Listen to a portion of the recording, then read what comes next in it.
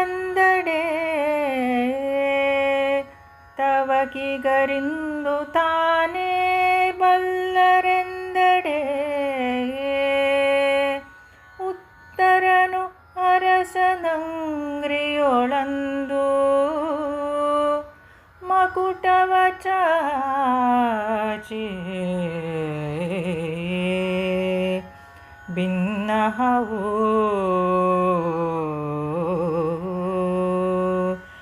ಇಂದು ನೇಮವ ಕೊಡಿ ಕುಮಾರಿಯ ನೀವೆನರ್ಜುನಗೆ ಎಂದಡೆ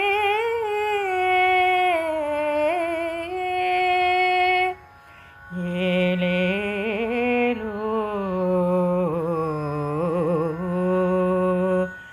ಎಂದು ನಸುನಗೆಯಿಂದ ಪಾರ್ಥನ ನೋಡೆ ಕೈ ಮುಗಿದು ಎಂದನಾತನು ಮನದ ನಿಶ್ಚಯವನು ಯುಧಿಷ್ಠಿರಗೆ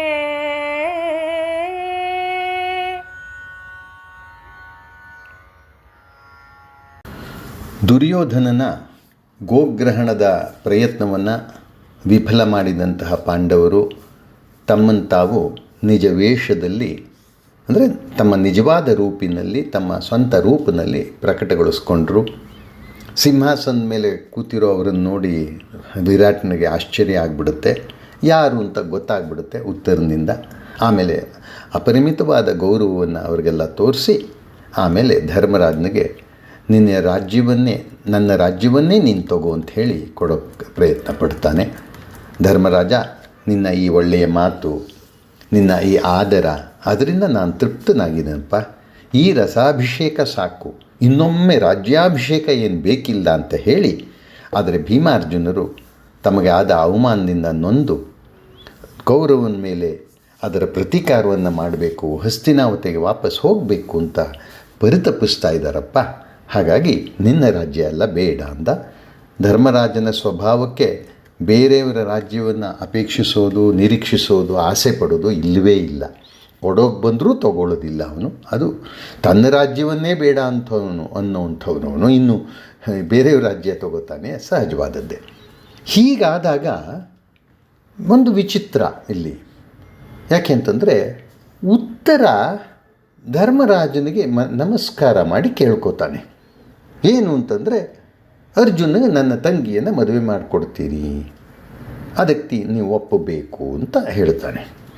ಇದು ಸ್ವಂತ ಬುದ್ಧಿಯಿಂದ ಹೇಳ್ತಾ ಇದ್ದಾನೋ ಅಪ್ಪನ ಸೂಚನೆಯಿಂದ ಹೇಳ್ತಿದ್ದಾನೋ ಸ್ಪಷ್ಟವಿಲ್ಲ. ಅಲ್ಲಂತೂ ಅದೇನೂ ಇಲ್ಲ. ಹಾಗಾಗಿ ಸ್ವಂತ ಬುದ್ಧಿಯಿಂದಲೇ ಹೇಳ್ತಿದ್ದಾನೆ. ನೋಡಿಬಿಟ್ಟಿದ್ದಾನೆ ಅರ್ಜುನ, ಅವನಿಗೆ ಒಂಥರ ನಾಯಕನಾಗಿ ಕಾಣಿಸ್ತಾನೆ. ಅವನು ಯುದ್ಧ ಎಲ್ಲ ನೋಡಿದ್ದಾನೆ. ತಂಗಿನ ಕೊಡೋಣ ಅನಿಸಿರಬಹುದು ಅವನಿಗೆ. ಇದು ಅವನ ಮುಗ್ಧತೆಗೆ ಸಹಜವಾದದ್ದೇ. ಅದು ಬಹುಶಃ ಹೇಳ್ತಿದ್ದಾನೆ. ಅದು ವ್ಯಾಸ ಭಾರತದಲ್ಲಿ ವಿರಾಟ ಹೇಳೋ ಮಾತು, ಇಲ್ಲಿ ಉತ್ತರ ಹೇಳೋ ಮಾತು. ಹೀಗೆ ಧರ್ಮರಾಜನಿಗೆ ನಮಸ್ಕಾರ ಮಾಡಿ ಅವನು ಹೇಳ್ತಾ ಇದ್ದಾನೆ. ಎಂದೆಡು ಉತ್ತರನ ಅರಸನ ಅಂಗ್ರಿಯೊಳ ಉತ್ತರ ಧರ್ಮರಾಜನ ಪಾದಗಳಿಗೆ ನಮಸ್ಕರಿಸಿ ವಿನಯನ ತೋರಿಸಲೇಬೇಕು. ಈಗ ಮೊದಲಿನ ಉತ್ತರ ಅಲ್ಲ ಅವನು. ಇವರು ಯಾರು ಅನ್ನೋದು ಗೊತ್ತಿದೆ. ಅರ್ಜುನನ ಪರಾಕ್ರಮವನ್ನು ಕಂಡಿದ್ದಾನೆ. ತಾನು ಎಷ್ಟು ಬಾಲಿಶ ಭಾವದಿಂದ ಯುದ್ಧದಲ್ಲಿ ಮಹಾವೀರ ಅಂದ್ಕೊಂಡು ತಾನು ಆತ್ಮ ಪ್ರಶಸ್ತಿ ಮಾಡಿಕೊಂಡು ಆತ್ಮಸ್ತುತಿ ಮಾಡಿಕೊಂಡಿದ್ದೇ ಎಲ್ಲ ಗೊತ್ತಿದೆ. ಹೀಗಾಗಿ ಅವನ ನಡವಳಿಕೆಯ ರೀತಿ ವ್ಯತ್ಯಾಸವಾಗಿದೆ. ಒಂಥರ ಬಾಲಿಶವಾದ ಬಾಲಕನ ಬುದ್ಧಿ ಆ ರೀತಿ ಇಲ್ಲ. ಆದರೆ ಇಂಥ ಮಾತನ್ನು ಕೇಳಬಹುದೇ ಕೇಳಬಾರ್ದೆ ಆ ಕಲ್ಪನೆ ಇನ್ನೂ ಇಲ್ಲ. ಉತ್ಸಾಹ ತಪ್ಪಲ್ಲ, ಕೇಳಿದ್ದಾನೆ. ಅದಕ್ಕೆ ಕೇಳ್ತಾನೆ. ಅವನಿಗೆ ನಮಸ್ಕಾರ ಮಾಡಿ ಒಂದು ಪ್ರಾರ್ಥನೆ ಮಾಡ್ತಾಯಿದ್ದೀನಿ. ಆ ಪ್ರಾರ್ಥನೆಗೆ ನೀವು ಅಪ್ಪಣೆ ಕೊಡಬೇಕು. ಅಂದರೆ ಪ್ರಾರ್ಥನೆ ಮಾಡ್ಕೊಳ್ಳೋಕೆ ಒಂದು ಅಪ್ಪಣೆ ಕೊಡಬೇಕು. ಪ್ರಭು ಮಹಾರಾಜ ಅಂತ ಕರೆದು ಅರ್ಜುನನಿಗೆ ನನ್ನ ತಂಗಿ ಉತ್ತರೆಯನ್ನು ಮದುವೆ ಮಾಡಿಕೊಡೋದಕ್ಕೆ ದಯವಿಟ್ಟು ಅಪ್ಪಣೆ ಕೊಡಿ ಅಂತ ಹೇಳ್ತಾನೆ. ಅವನ ಮಾತು ಸ್ವಲ್ಪ ಗಮನಾರ್ಹವಾಗಿದೆ. ನೇಮವ ಕೊಡಿ ಅಂತಾನೆ. ಅಂದರೆ ಅಪ್ಪಣೆ ಕೊಡಿ, ಮಾಡು, ಪರವಾಗಿಲ್ಲ. ಏನು ಅಂತಂದರೆ ಹುಡುಗಿನ ಕೊಡ್ತೀನಿ ಅಂತ ಹೇಳೋದಕ್ಕೆ ಅಪ್ಪಣೆ ಆಗಬೇಕದು. ಆಮೇಲೆ ಮುಂದಿಂದು ಕುಮಾರಿಯ ಈವೆನು ಅರ್ಜುನಗೆ. ಇಲ್ಲಿ ಕುಮಾರವ್ಯಾಸ ಒಂದು ಸ್ವಾರಸ್ಯವಾದ ಮಾತನ್ನು ಉಪಯೋಗಿಸಿದ್ದಾನೆ. ಕುಮಾರಿಯನು, ನನ್ನ ತಂಗಿಯಾದ ಉತ್ತರೆ ಕುಮಾರಿಯನು ಈವೆನು ಅರ್ಜುನಗೆ, ನಾನು ಕೊಡ್ತೀನಿ ಮದುವೆ ಮಾಡಿ ಅಂತ. ಅಂದರೆ ಇಲ್ಲಿ ಸ್ವಬುದ್ಧಿ ಉಪಯೋಗಿಸಿ ಮಾಡಿದ ಹಾಗಿದೆ. ಅದು ಮಹಾ ಅಪರಾಧ ಅಂತ ಅನ್ನೋಕ್ಕೆ ಬರೋದಿಲ್ಲ. ಆ ಕಾಲದಲ್ಲಿ ಅರ್ಜುನ ವಯಸ್ಸಿಗೂ ಅವಳ ವಯಸ್ಸಿಗೂ ಏನು ಸಂಬಂಧ ಇಲ್ಲ, ನಿಜ, ತುಂಬ ವ್ಯತ್ಯಾಸ ಇದೆ. ಆದರೆ ಆ ಕಾಲದಲ್ಲಿ ಅವೆಲ್ಲ ಇತ್ತು, ಕೇಳೋದು ಹೇಳೋದು ಈ ಥರದ್ದು ಇತ್ತು. ಆಯಿತು, ಇವನು ಸ್ವಂತ ಬುದ್ಧಿಯನ್ನು ಸ್ವಬುದ್ಧಿಯನ್ನು ಉಪಯೋಗಿಸಿ ಉತ್ತರ ಈ ಕೆಲಸವನ್ನು ಮಾಡ್ತಾ ಇದ್ದಾನೆ. ತಮಾಷೆಯಾಗೂ ಕಾಣಿಸುತ್ತೆ. ಒಂದೊಂದು ಸಲ ಒಂಚೂರು ಓಹೋ ಇಷ್ಟಾದರೂ ಜವಾಬ್ದಾರಿ ಬಂದಂಗಿದೆಯಲ್ಲ ಅಂತಲೂ ಅನ್ನಿಸ್ಬಹುದು. ಆಯಿತು, ಅದಕ್ಕೆ ಧರ್ಮರಾಜ ಉತ್ತರ ಕೊಡ್ತಾನೆ. ಹೇಳಪ್ಪ ಹೇಳು ಉತ್ತರ ಕುಮಾರ, ರಾಜ್ಕುಮಾರ ಹೇಳು ಕೂತ್ಕೊ ಅಂತ ಹೇಳಿ ಎಬ್ಬಿಸಿ ಆಮೇಲೆ ನಗುತ್ತಾ ಅರ್ಜುನ್ ಕಡೆ ನೋಡ್ತಾನಂತೆ. ನಗುತ್ತಾ ನೋಡ್ತಾನೆ ಅಂದರೆ ಒಂದು ಇವನ ರೀತಿಯನ್ನು ನೋಡಿ ಪರವಾಗಿಲ್ಲ ಇವನು ಇಷ್ಟೆಲ್ಲ ಹೇಳೋ ಮಟ್ಟಕ್ಕೆ ಬಂದ್ಬಿಟ್ನಲ್ಲ ಅಂತ ಒಂದು ನಗು ಬಂದಿರಬಹುದು. ಇನ್ನೊಂದು ಸೂಕ್ಷ್ಮವಾಗಿ ಅರ್ಜುನಿಗೆ ಒಂದು ಸೂಚನೆ ಕೊಡ್ತಾ ಇದ್ದಾನೆ, ಇದು ನಡೆಸೋ ಮಾತಲ್ಲ ಇದು ಅಂತ. ಅಂದರೆ ಶಿಷ್ಯಾಗಿಳವರು ಹಾಗೆ ಮದುವೆ ಆಗೋಕ್ಕೆ ಬರೋದಿಲ್ಲ ಅನ್ನೋ ತಾತ್ಪರ್ಯದಿಂದ ಹೇಳ್ತಿದ್ದಾನೆ. ಅರ್ಜುನ ಮಹಾ ಸೂಕ್ಷ್ಮಜ್ಞ. ಅರ್ಜುನ ಏನು ಕೇಳಬೇಕೆ, ಅಣ್ಣನ ಅಭಿಪ್ರಾಯ, ಅಣ್ಣನ ಮಾತು, ಅಣ್ಣನ ಭಾವನೆ ಅರ್ಥ ಆಗದೆ ಇರುತ್ತೆ. ಅವನ ಇಂಗಿತವನ್ನು ಗ್ರಹಿಸ್ದ. ಅದಕ್ಕೇನು ಭಾಳ ಮಾತು ಹೇಳಬೇಕಾಗಿಲ್ಲ, ಆ ನಗು ಸಾಕು ಅವನಿಗೆ. ಗ್ರಹಿಸಿ ತನ್ನ ನಿರ್ಧಾರವನ್ನು ಹೇಳ್ತಾನೆ. ಇಲ್ಲಿ ಬಹುಶಃ ಉತ್ತರನ ಮನಸ್ಸಲ್ಲಿ ಏನಿದೆಯೋ ಗೊತ್ತಾಗಲ್ಲ, ಆದರೆ ನಾನು ಕೊಡ್ತೀನಿ ಅಂತ ಹೇಳ್ತೀಯಾನೆ. ಅಲ್ಲಿ ವಿರಾಟ ಹೇಳಿದಾನೆ ಅನ್ನೋ ಮಾತಿಲ್ಲ ಅವನಿಗೆ. ಈ ಸ್ನೇಹವನ್ನು ಬಾಂಧವ್ಯ ಮಾಡೋಣ ಅಂತ ಅಂದ್ಕೊಂಡೋ ಅರ್ಜುನ್ ಜೊತೆ ಒಂಥರ ಸ್ನೇಹ ಬಂದ್ಬಿಟ್ಟಿದೆ. ತಾನು ಮಾಡಿದ ಗಲಾಟೆ, ತನ್ನ ಪುಕ್ಕಲ್ತನದ ಮಾತುಗಳು, ಇದ್ರ ಮಧ್ಯೆ ಅವನಿಗೆ ಸ್ನೇಹ ಬಂದಿದೆ. ಅನ್ನೋದು ಹಾಗೆ ಸ್ನೇಹವನ್ನೇ ಬಾಂಧವ್ಯ ಮಾಡ್ಕೊಂಬಿಡೋಣ ಅಂತ ಅಂದ್ಕೊಂಡೋ, ಅಥವಾ ಪಾಂಡವರಿಗೆ ತಮ್ಮಿಂದ ಒಂಥರ ಅವಮಾನ ಆಗಿದೆ. ಯಾಕೆಂದರೆ ಏನೋ ನೀನು ಬೃಹನ್ನಳ್ಳಿ ಅಂತೆಲ್ಲ ಮಾತಾಡಿ ಎಲ್ಲ ಮಾಡಿದ್ದ, ಹಾಗೆ ಎಲ್ಲರೂ ನಡೆಸ್ಕೊಂಡಿರ್ಬೋದು.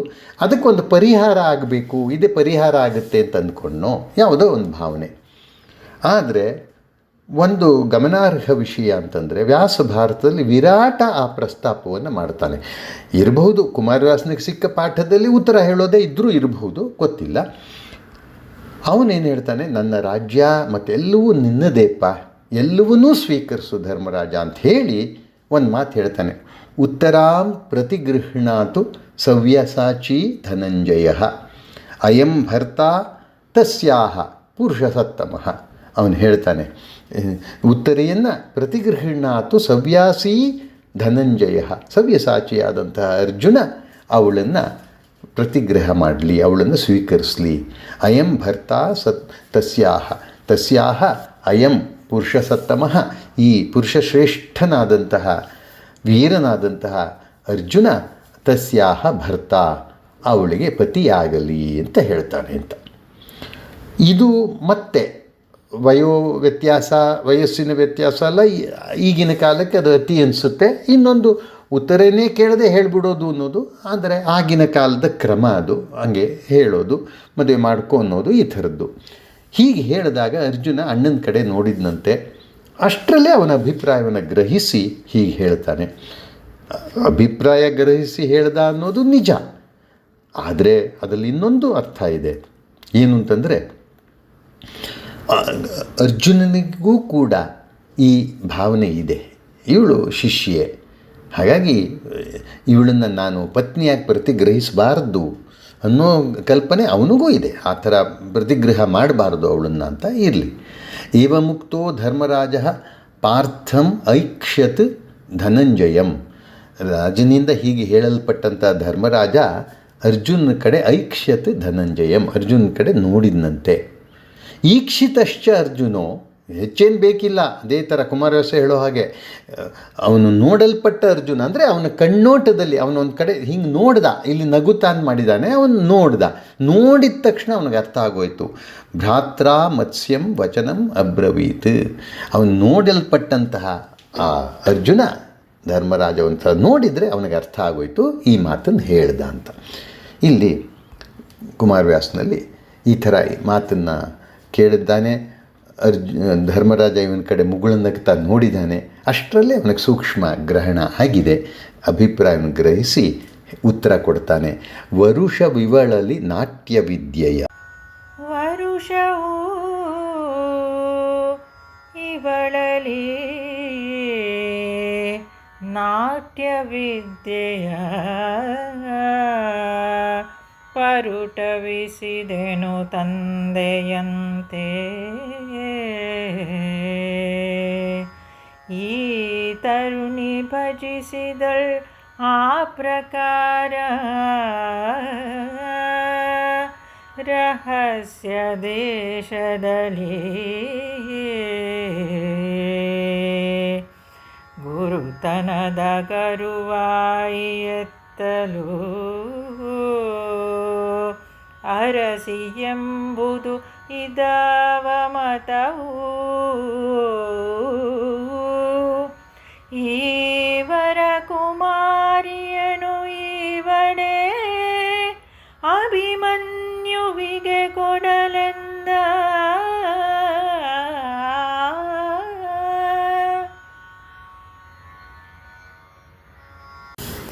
ಇಲ್ಲಿ ಅರ್ಜುನ ನೇರವಾಗಿ ತಾನು ಯಾಕೆ ಅವಳನ್ನು ಪತ್ನಿಯಾಗಿ ಸ್ವೀಕರಿಸಬಾರ್ದು, ಅದು ನೈತಿಕವಾಗಿ ಸರಿಯಲ್ಲ, ಸಾಮಾಜಿಕವಾಗಿ ವ್ಯಾವಹಾರಿಕವಾಗಿ ಸರಿಯಲ್ಲ ಅನ್ನೋ ಉತ್ತರವನ್ನು ಕೊಡ್ತಾನೆ. ಕುಮಾರವ್ಯಾಸನಲ್ಲಿ ನೇರವಾಗಿ ಅರ್ಜುನನ ವಿವರಣೆ ಬರುತ್ತೆ. ಈಗ ವ್ಯಾಸರಲ್ಲಿ ಒಂದು ಸ್ವಲ್ಪ ವ್ಯತ್ಯಾಸ ಇದೆ. ಅವನು ಆಗೋದಿಲ್ಲ ಅಂತ ಉತ್ತರ ಕೊಡ್ತಾನೆ. ವಿರಾಟ ಯಾಕಪ್ಪ ಆಗಲ್ಲ ಅಂತ ಕೇಳಿದಾಗ ಅವನು ವಿವರಿಸ್ತಾನೆ ಅಂತ ಮಾಡಿದ್ದಾರೆ.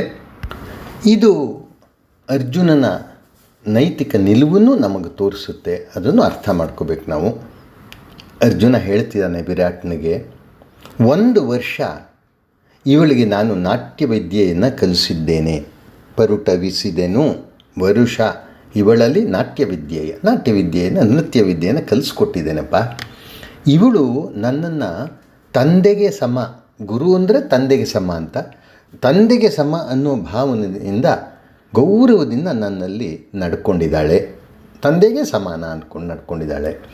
ಅಷ್ಟೇ ಅಲ್ಲ, ರಹಸ್ಯ ದೇಶದಲ್ಲಿ ಅಂದರೆ ಪಾಠ ಮಾಡೋದು ಅಂತಂದಾಗ ಏನು ಎಲ್ಲರೂ ಇರಬೇಕು ಅಂತೇನಿಲ್ಲ, ಗಲಾಟೆ ಆಗಬಾರ್ದು, ಎಲ್ಲ ಇರುತ್ತೆ. ಹಾಗಾಗಿ ರಹಸ್ಯ ದೇಶದಲ್ಲಿ ಏಕಾಂತದ ಕೋಣೆಯಲ್ಲೇ ಇರ್ಬೋದು ಅಥವಾ ಬೇರೆ ಕೋಣೆ ಅದಕ್ಕೋಸ್ಕರ ತರಗತಿಗೆ ಇಟ್ಟಿರ್ಬೋದು. ಆ ಥರದಲ್ಲಿ ಅಲ್ಲಿ ನಾನು ಪಾಠ ಮಾಡಿದ್ದೀನಿ ಅವಳಿಗೆ. ಗುರುತನ ಬಹಳ ದೊಡ್ಡದು. ಗುರುತನ ಎಷ್ಟು ದೊಡ್ಡದು ಅಂದರೆ ಅವನು ಹೇಳ್ತಾನೆ, ಗುರುವಾಗಿರೋದು ಪತಿಯಾಗಿರೋದಕ್ಕಿಂತ ದೊಡ್ಡದಂತೆ. ಗುರುತನದ ಗರುವಾಯಿ ಎತ್ತಲು, ಗುರು ಅನ್ಸ್ಕೊಳ್ಳುವಂತಹ ಆ ದೊಡ್ಡತನ, ಹೆಮ್ಮೆ, ಅದು ಎಲ್ಲಿ ಅರಸಿ ಎಂಬುದು ಇದಾವ ಮತವು. ಅರಸಿ ಪತ್ನಿ ಹೆಂಡತಿ ಅನ್ಸ್ಕೊಳ್ಳೋದು ಇದು ಯಾವ ಲೆಕ್ಕಾಯೋ. ಗುರು ಎಂಬ ಹೆಮ್ಮೆಯ ಸ್ಥಾನ ಎಲ್ಲಿ, ಅರಸಿಯ ಅಥವಾ ಪತ್ನಿ ಅನ್ನುವಂತಹ ಭಾವ ಎಲ್ಲಿ ಇಲ್ಲ. ಇದೇನು ಮತ ಇದು, ಇದೆಂಥ ರೀತಿ, ಇದೆಂಥ ಭಾವ, ಇಲ್ಲ. ಇದು ನಾನು ಗುರುವಾಗೇ ಇರಬೇಕು, ಹೀಗೆ ನಾನು ಗುರುವಾಗಿರಬೇಕು. ಗುರುವಾಗಿ ಇರುವಂಥ ಉನ್ನತ ಸ್ಥಾನವನ್ನು ನಾನು ಅಪೇಕ್ಷಿಸ್ತೇನೆ, ನಿರೀಕ್ಷಿಸ್ತೇನೆ ಅಂತ ಹೇಳ್ತಾನೆ. ಆಮೇಲೆ ಆಯಿತು, ಹೀಗಾದರೆ ಏನು ಮಾಡೋದು, ಅಲ್ಲೇ ಪರಿಹಾರವನ್ನು ಕೊಟ್ಬಿಡ್ತಾನೆ. ಒಂದು ಕೆಲಸ ಮಾಡಿ, ಈ ಒಳ್ಳೆಯ ಹುಡುಗಿಯನ್ನು, ಈ ವರಕುಮಾರಿಯನು ಈವಡೆ ಅಭಿಮನ್ಯುವಿಗೆ ಕೊಡಲೆಂದ. ಅರ್ಜುನ ಸುಸಂಸ್ಕೃತ ಮಾತಿನಲ್ಲಿ ಇವಳನ್ನು ಅಭಿಮನ್ಯು ಕೊಡ್ರಿ ಹಂಗೆ ಹೇಳಲಿಲ್ಲ. ಈವಡೆ ಕೊಡೋದಾದರೆ, ಒಪ್ಪಿಗೆ ಇದ್ದರೆ ನಿಮಗೆ ನನ್ನ ಮಗನಾದ ಅಭಿಮನ್ಯುವಿಗೆ ಕೊಡಿ ಅಂದರೆ ಅವಳನ್ನು ಶಿಷ್ಯಾಗೇ ಉಳಿಸ್ಕೋತೀನಿ, ಸೊಸೆಯಾಗೆ ನೋಡ್ತೀನಿ, ಪತ್ನಿಯಾಗಿ ನೋಡೋಕ್ಕಾಗೋಲ್ಲ ಅಂತ. ಚೆನ್ನಾಗಿದೆ ಈ ಉತ್ತರ. ನಾವು ಸಾಮಾನ್ಯವಾಗಿ ಅರ್ಜುನನನ್ನು ಸ್ತ್ರೀ ವ್ಯಾಮೋಹಿತರ ನೋಡೋದುಂಟು. ಭೈರಪ್ಪನವರ ಪರ್ವವನ್ನು ನೋಡಿದರೆ ಇನ್ನೂ ವಿಶೇಷವಾಗಿ ಗೊತ್ತಾಗುತ್ತೆ. ಅವರು ಅದನ್ನು ಬಹಳ ಒತ್ತು ಕೊಟ್ಟು ಅವನ ಆ ಪಾತ್ರವನ್ನು ಬೆಳೆಸಿದ್ದಾರೆ. 3-4 ಮದುವೆ ಮಾಡ್ಕೊಂಡಿದ್ದಾನೆ, ಎಲ್ಲ ಸರಿಯೇ, ಇಲ್ಲ ಅಂತಲ್ಲ. ಆ ಸಂದರ್ಭ ಬಂದಾಗ ಮದುವೆ ಮಾಡ್ಕೊಂಡಿದ್ದಾನೆ. ಆದರೆ ಅವನಲ್ಲಿ ಈ ನೈತಿಕ ಸೂಕ್ಷ್ಮತೆ ಇದೆ ಅನ್ನೋದನ್ನು ನೋಡಬಹುದು. ಧರ್ಮರಾಜನಿಂದ ಪ್ರೇರಿತವಾಗಿರಬಹುದೇನೋ ಒಂದು ಮಟ್ಟಕ್ಕೆ ಅವನು ಸೂಚನೆ ಕೊಟ್ಟಿದ್ದಾನೆ. ಇಲ್ಲದಿದ್ದರೂ ಅರ್ಜುನಿಗೆ ಆ ಭಾವ ಇದೆ ಅಂದರೆ ಅರ್ಥ. ಅವನು ದ್ರೌಪದಿನ ಮದುವೆ ಆಗಿದ್ದು ಸರಿ, ಉಲೂಪಿನ ಮದುವೆ ಆಗಿದ್ದಿರಬಹುದು, ಚಿತ್ರಾಂಗದೇನು ಮದುವೆ ಆಗಿದ್ದಿರ್ಬೋದು, ಕಡೆಗೆ ಆಸೆ ಪಟ್ಟು ಸುಭದ್ರೇನ ಮದುವೆ ಆದ, ಎಲ್ಲ ಸರಿಯೇ. ಆದರೆ ಅದೇ ಅದೇ ನಿಲುವನ್ನು ಕಂಡ ಹೆಣ್ಣು ಮಕ್ಕಳ ವಿಷಯದಲ್ಲೆಲ್ಲ ಇಲ್ಲ ಅವನಿಗೆ, ಅದನ್ನು ತೋರಿಸಲ್ಲ ಅವನು. ಇಲ್ಲಿ ಮಗಳು ಅನ್ನೋ ದೃಷ್ಟಿಯಿಂದ ನೋಡ್ತಾನೆ, ಸೊಸೆಯಾಗಿ ಸ್ವೀಕರಿಸ್ತೀನಿ ಅಂತಾನೆ. ಇದು ಒಳ್ಳೆಯ ಅವನ ಪಾತ್ರದ, ಅವನ ನೈತಿಕ ನಿಲುವಿನ ಒಂದು ಒಳ್ಳೆಯ ಅಂಶ ಅಂತ ನಾವು ನೋಡ್ಬೋದು. ವಿರಾಟ ಕೇಳ್ತಾನೆ ವ್ಯಾಸ ಭಾರತದಲ್ಲಿ, ನೀನೇ ಯಾಕೆ ಮಾಡ್ಕೊಳ್ಳೋಲ್ಲ? ಕಿಮರ್ಥಂ ಪಾಂಡವ ಶ್ರೇಷ್ಠ ಭಾರ್ಯಾಂ ದುಹಿತರಂ ಮಮ ಪ್ರತಿಗ್ರಹೀತು ನೇಮಾಂ ತ್ವಂ ಮಯಾ ದತ್ತಾಂ ಇಹ ಇಚ್ಛಸಿ. ಅಲ್ಲಪ್ಪ ಪಾಂಡವ ಶ್ರೇಷ್ಠನೇ, ನನ್ನ ಮಗಳನ್ನು ಭಾರ್ಯೆಯಾಗಿ ಪತ್ನಿಯಾಗಿ ಯಾಕೆ ನೀನು ಪ್ರತಿಗ್ರಹೀತು ನ ಇಮಾಂ ನೀವು ತ್ವಂ ನಾನೇ ಕೊಡ್ತಾ ಇದ್ದೀನಿ, ನೀನು ಯಾಕೆ ಸ್ವೀಕರಿಸೋಕೆ ಇಷ್ಟಪಡ್ತಿಲ್ಲ ಪತ್ನಿಯಾಗಿ ಅಂದಾಗ ಅವನು ಇದೇ ಮಾತನ್ನೇ ಹೇಳ್ತಾನೆ. ಅಂತಃಪುರೇ ಅಹಮುಷಿತಃ ಸದಾ ಪಶ್ವಯನ್ ಸುತಾಂ ತವ ಸುತಾಂ ಅವಳನ್ನು ನೋಡ್ಕೊಂಡಿದ್ದೆ ಯಾವಾಗಲೂ ಅಂತಃಪುರದಲ್ಲಿ, ಒಂದು ಬೇರೆ ಕೋಣೆಯಲ್ಲಿ. ರಹಸ್ಯಂಚ ಪ್ರಕಾಶಂಚ ವಿಶ್ವಸ್ತಾ ಪಿತೃವತ್ ಮಯಿ, ನಾನು ರಹಸ್ಯವಾಗಿ ಅಂದರೆ ಏನಿಲ್ಲ, ತರಗತಿ ನಡೆಸುವಂಥ ಒಂದು ವಿಶೇಷವಾದ ಕೋಣೆ, ಅಲ್ಲಿ ಸಾಮಾನ್ಯವಾಗಿ ತೊಂದರೆ ಆಗಬಾರ್ದು ಪಾಠಕ್ಕೆ ಅಂತ ಯಾರೂ ಹೋಗೋಲ್ಲ, ಅವರಿಬ್ಬರೇ ಪಾಠ ಇದು ನಡೀತಿರುತ್ತೆ ಅಂತ ಕಾಣುತ್ತೆ ಅಷ್ಟೇ. ಅಲ್ಲಿ ಇನ್ನೇನು ವಿಶೇಷವಾದ ಅರ್ಥ ತಗೋಬೇಕಾಗಿಲ್ಲ. ಪ್ರಕಾಶಂಚ ಕೆಲಸ ಎಲ್ಲ ಹೊರಗಡೆ ಹಾಲು ಇನ್ನೊಂದು ಕಡೆಯೂ ನೃತ್ಯವನ್ನು ಹೇಳಿಕೊಟ್ಟಿರ್ಬೋದು. ಎಲ್ಲೇ ಆಗಲಿ ಪಿತೃವತ್ ನಾನು ಅವಳನ್ನ ತಂದೆ ಥರ ಅವಳಿಗೆ ಪಾಠವನ್ನು ಮಾಡಿದ್ದೀನಿ. ಹಾಗೆ ಅವಳು ತಂದೆ ಅನ್ನೋ ಥರ ನನ್ನನ್ನು ನೋಡಿದ್ದಾಳೆ. ಆ ಭಾವದಿಂದ, ತಂದೆ ಎಂಬ ಭಾವದಿಂದ ನೋಡಿದ್ದಾಳೆ, ಗುರುವೆಂಬ ಭಾವದಿಂದ ಸದಾ ನೋಡಿದ್ದಾಳೆ. ನಾನೂ ಕೂಡ ಪರಿಶುದ್ಧ ಭಾವದಿಂದ ಇಂದ್ರಿಯ ನಿಗ್ರಹವನ್ನು ಉಳ್ಳವನಾಗಿ ಅವಳನ್ನು ನಾನು ನೋಡಿದ್ದೇನೆ. ಆ ಗುರು ತಂದೆ ಥರ ಆ ಸ್ಥಾನ, ಗುರುವಿನ ಸ್ಥಾನದಲ್ಲಿದ್ದು ಇಂದ್ರಿಯ ನಿಗ್ರಹ ಮಾಡಿಕೊಂಡು ದಾಂತನಾಗಿ ಏನು ಮಾಡಿದ್ರು ಮನಸ್ಸು ಆ ಕಡೆ ಈ ಕಡೆ ಚಂಚಲವಾಗದೇ ಇರೋ ಹಾಗೆ ನಾನು ಅವಳನ್ನು ಶಿಷ್ಯೆಯಾಗಿ ಸ್ವೀಕರಿಸಿ ಶಿಷ್ಯೆಯಾಗಿ ಇಟ್ಕೊಂಡು ಪಾಠ ಮಾಡಿದ್ದೀನಿ ನಾನು. ಈಗ ನಾನು ಅವಳನ್ನು ಮದುವೆ ಮಾಡ್ಕೊಳ್ಳೋಕೆ ಹೋಗ್ಬಿಟ್ರೆ ಲೋಕದಲ್ಲಿ ತಪ್ಪು ತಿಳುವಳಿಕೆ ಬರೋವಂಥ ಸಾಧ್ಯತೆ ಇದೆಯಪ್ಪ. ಲೋಕದ ರೀತಿ ಗೊತ್ತು. ಹಾಗಾಗಿ ನಾವೆಲ್ಲ ಕಂಡಿದ್ದೀವಲ್ಲ, ಸೀತೆಯ ಬಗ್ಗೆ ಹೇಗೆ ಹೇಳ್ಕೊಂಡ್ರು ಅಯೋಧ್ಯೆಯ ಜನರು ಎಲ್ಲರೂ. ಹೀಗಾಗಿ ಲೋಕದ ದೃಷ್ಟಿ ಬಹಳ ವ್ಯತ್ಯಾಸ ಆಗ್ಬೋದು, ತಪ್ಪು ತಿಳುವಳಿಕೆ ಸಾಧ್ಯ. ಹಾಗಾಗಿ ಒಂದು ಕೆಲಸ ಮಾಡೋಣ, ಪತ್ನಿಯಾಗಿ ಬೇಡ, ಸೊಸೆಯಾಗಿ ಬರಲಿ. ಸೊಸೆಯಾಗಿ ಅಂದರೆ ಮಗಳಾಗೇ ಉಳಿದು ಬಿಡ್ತಾಳೆ, ತಂದೆ ಥರ ನೋಡಿದ್ದಾಳೆ, ಮಗಳಾಗಲು. ಸೊಸೆಯಾಗಿ ಬಂದರೆ ಮಗಳಿಗೆ ಸಮಾನ, ಮಗಳಾಗೇ ಇದ್ದು ಬಿಡ್ತಾಳೆ ಅನ್ನೋ ಅರ್ಥದಲ್ಲಿ ಹೇಳ್ತಾನೆ. ಇಲ್ಲೂ ಅಷ್ಟೇ ಉನ್ನತವಾದ ಭಾವನೆ ಇದೆ. ಅದಕ್ಕೆ ವಿರಾಟ ಉತ್ತರ ಕೊಡ್ತಾನೆ. ಸಹಜವೇ, ಅವನು ಕೊಡಬೇಕಲ್ಲ ಉತ್ತರ ಅನ್ನೋದಕ್ಕೆ. ಇದು ಮತ್ತೆ ಆ ಕಾಲದ ದೃಷ್ಟಿ. ಈಗೆಲ್ಲ ಕಾಲದಲ್ಲಿ ನಮಗೆ ಗೊತ್ತು, ಆ ಹುಡುಗಿಯ ಅಭಿಪ್ರಾಯವೇ ಅತ್ಯಂತ ಮುಖ್ಯವಾದದ್ದು. ಎಷ್ಟೋ ಸಲ ಅವರಿಬ್ಬರು ಇಷ್ಟಪಟ್ಕೊಂಡು ಬಂದು ನಾವು ಮಾಡ್ಕೋತೀವಿ ಮದುವೆ ಅಂದಮೇಲೆ ಮಾಡಿಕೊಡೋದು, ಇದು ಇವತ್ತಿನ ರೀತಿ ಆಗಿದೆ. ಆದರೆ ಆವತ್ತಿನ ಕಾಲದಲ್ಲಿ ಹಾಗೆ ಇರಲಿಲ್ಲ. ಸರಿ ತಪ್ಪು ವಿಮರ್ಶೆ ಬೇರೆ, ಆದರೆ ಇರಲಿಲ್ಲ.